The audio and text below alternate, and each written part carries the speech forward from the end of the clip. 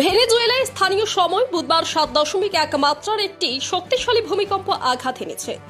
দেশটির রাজধানী কারাকাসের কাছে আঘাত হানা এই ভূমিকম্পের তীব্র ঝাঁকুনি প্রতিবেশী দেশ কলম্বিয়াতেও অনুভূত হয়েছে বলে প্রত্যক্ষদর্শীরা জানিয়েছেন।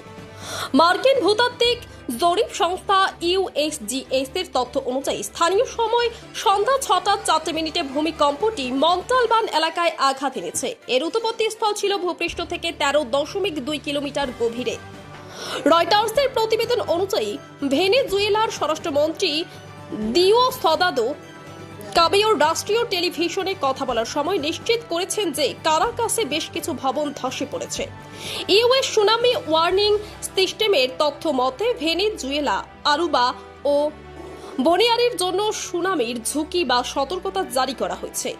এছাড়া পুয়ের্তো রিকো ও ব্রিটিশ ভার্জিন আইল্যান্ডসদের জন্য সতর্কতামূলক পরামর্শ জারি করা হয়েছে। Bureau report, UB live news, খবর যখন আমরা তখন।